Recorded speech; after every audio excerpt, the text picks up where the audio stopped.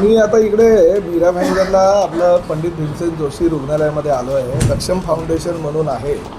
त्या सक्षम फाउंडेशननी 27 मार्चला एक स्थानिक लोकप्रतिनिधींना हाताशी धरून आपल्या डॉक्टरांना भेटीत धरलं आणि 1,65,00,000 रुपयाची औषधं या हॉस्पिटलला जबरदस्ती दिली, जी हॉस्पिटलने कधी मागणीच केली नव्हती. नंतर लक्षात आलं की ही औषधं जी आहे याची किंमत 1,65,00,000 आहे.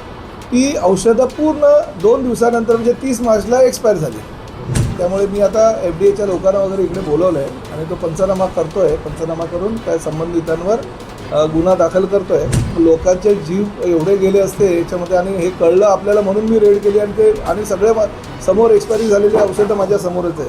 तर मी आता आमच्या जाफर तडवी आहेत आमच्या इकडे आपले सिव्हिल सर्जन आणि स्मिता आडे आहेत. तर मी जाफर तडवींना देतो, तो तुम्ही त्यांना सूचना गुन्हा दाखल करण्याच्या सूचना देऊन टाका.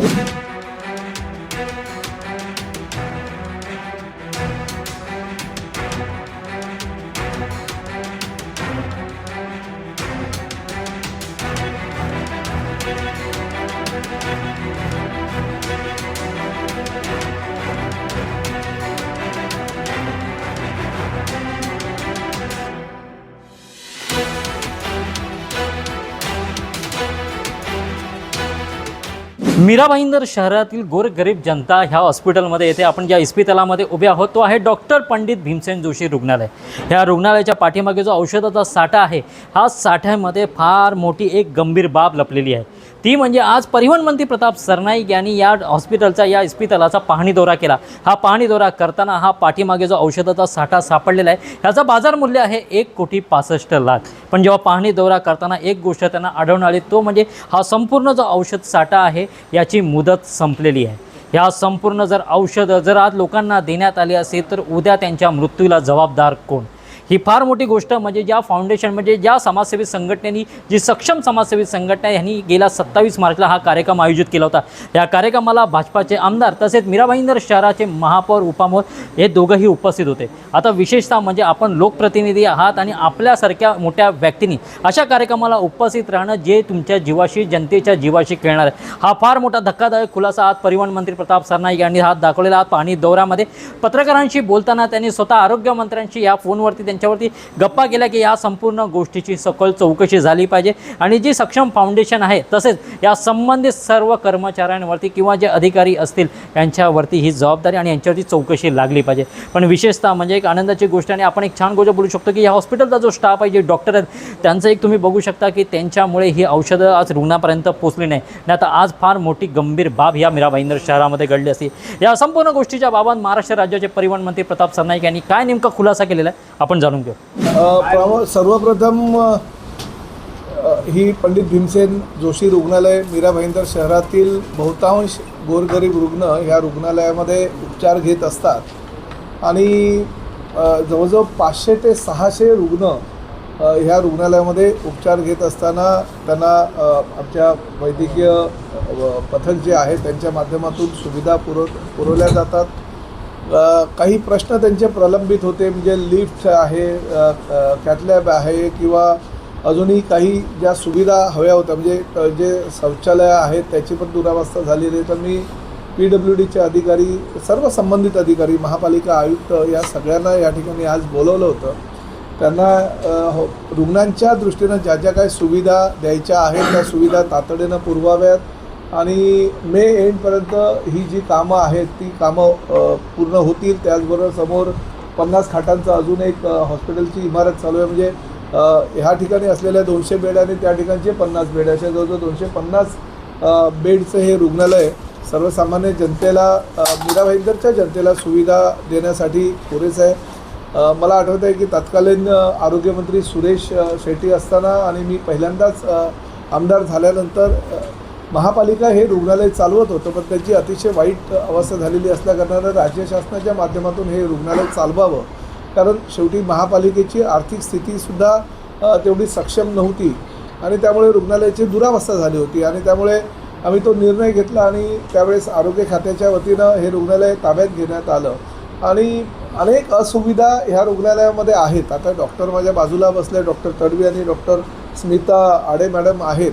म्हणून मी काय त्यांच्या तोंडावर स्तुती करणार नाही, परंतु काही अडचणींचा सामना त्यांनाही करायला लागतो आणि त्यामुळे ज्या ज्या काही अडचणी असतात किंवा सुविधा पेशंट्सना हव्या असतात त्या सुविधा शासनाकडनं किंवा संबंधित डिपार्टमेंटकडनं वेळेवर न मिळत असल्याकारणानं रुग्णांचा आणि रुग्णांच्या नातेवाईकांचा रोष मात्र सगळ्या आमच्या डॉक्टर लोकांना वेळोवेळी सामोरं जावं लागतं त्या रोषाला.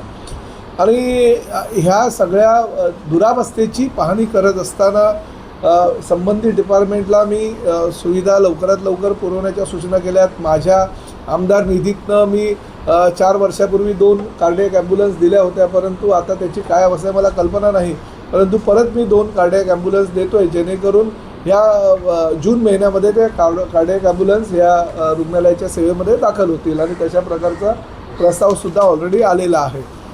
ह्या रुग्णालयाची पाहणी करत असताना एक गोष्ट मात्र धक्कादायक आणि भयानक निदर्शनास आली आणि त्याची माहितीसुद्धा मला काही लोकांच्या माध्यमातून मिळाली की या ठिकाणी 27 मार्चला आमच्या डॉक्टरांच्या पथकाला किंवा रुग्णालयाच्या कुणालाही संबंधित विभागाला माहिती न देता एक कार्यक्रम सकाळी 11 वाजता करण्यात आला होता. ऑफिशियल नव्हतं ना, काहीच कार्यक्रम करण्यात आला होता. सन्माननीय आमचे अतिशय जवळचे सहकारी आमदार नरेंद्र मेहता, महापौर आणि उपमहापौरांच्या उपस्थितीमध्ये 1,65,00,000 रुपयाची औषधं ही 27 मार्चला ह्या हॉस्पिटलला सक्षम एक फाउंडेशन म्हणून आहे, NGO आहे, त्यांच्या वतीनं देण्यात आली आणि माननीय आमदार महोदयांबरोबर महापौर उपमहापौरसुद्धा उपस्थित होते आणि ती जी औषधं, ज्या औषधांची हॉस्पिटलला गरजच नव्हती किंवा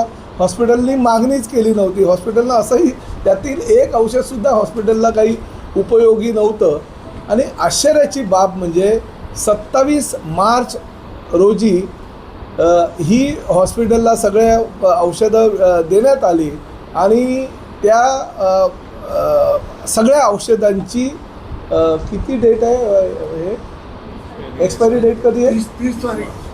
ह्या औषधांची एक्सपायरी डेट म्हणजे बरोबर 48 तासानंतर म्हणजे 30 मार्च रोजी संपते.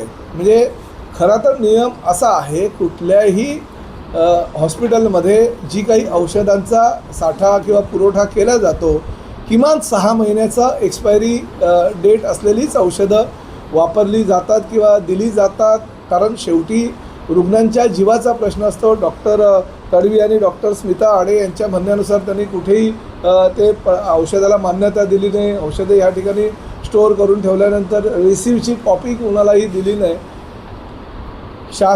शासनाच्या हॉस्पिटलमध्ये जबरदस्ती एखादा सक्षम फाउंडेशनसारखा NGO घुसून 1,65,00,000 रुपयाचा औषधांचा साठा जो 48 तासात एक्सपायर होणार आहे आणि अनेक रुग्णांच्या जीवाशी खेळण्याचा हा प्रकार आहे. हा जर होत असेल स्थानिक लोकप्रतिनिधींना घेऊन तर ही दुर्दैवाची गोष्ट आहे.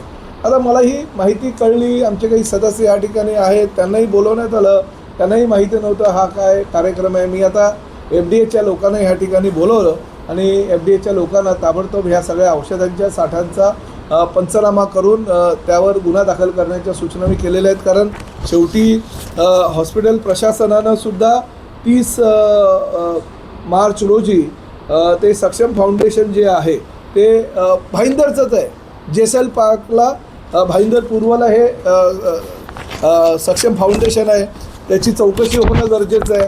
हे सक्षम फाउंडेशन कोणाचं जे रुग्णांच्या जीवाशी खेळतं. ह्या औषधांमुळे जर रुग्णांचा मृत्यू झाला असता चुकून का होईना, पण डॉक्टरांनी हे औषधं जर पेशंटला दिली असती आणि त्यामध्ये जर रुग्णाचं काही बरं वाईट झालं असतं तर त्याच्यापेक्षा दुर्दैव काय. म्हणजे लोकप्रतिनिधींनी यायचं, लोकप्रतिनिधींनी दबावाखाली कार्यक्रम करून घ्यायचा, हॉस्पिटलच्या प्रशासनाला वेठीस धरायचं आणि वेठीस धरून ही औषधी एक्सपायर झालेली औषधं द्यायची. ही राज्यातील घडलेली ही पहिली घटना आहे आणि ह्या घटनेचा खरोखर म्हणजे गांभीर्यानं आम्ही हा परिवहन मंत्री म्हणून मी धसका घेतला, कारण मी शहराचा लोकप्रतिनिधी आमदार आहे. अशा घटना पहिले शहरामध्ये कधीच घडल्या नव्हत्या. मी आरोग्यमंत्र्यांशी सुद्धा ह्या विषयावर चर्चा केलेली आहे. कडक पावलं उचलण्याच्या सूचना आम्ही FDA च्या अधिकाऱ्यांना आणि आमच्या हॉस्पिटलच्या प्रशासनाला, संबंधित सर्व विभागाला, खरं तर महापालिकेचा काही संबंध नाही, परंतु महापालिका हद्दीतलेच सगळे पेशंट्स या ठिकाणी येतात. PWDच्या अधिकाऱ्यांनी ह्या ठिकाणी बोलवलं. त्यांनीसुद्धा या सगळ्या हॉस्पिटलची पाहणी करून जी काही महापालिका आपल्या PWD डिपार्टमेंटचे काम आहे ते करायचं ठरवलेलं आहे. परंतु धक्कादायक 1,65,00,000 रुपयाची औषधं एक्सपायरी 48 तासानंतरची होणार होती, ती जर लोकप्रतिनिधींच्या उपस्थितीमध्ये त्याचं वाटप केलं असेल, फोटो सेशन केलं असतील आणि काही रुग्णांना ते दिलं असतील, वाटप केलं असेल, तर ते हे दुर्दैवी घटना आहे. याची पोलीस चौकशी होईल आणि जे काही हे कोण सक्षम फाउंडेशन वगैरे आहे यांच्यावर गुन्हा दाखल होईल.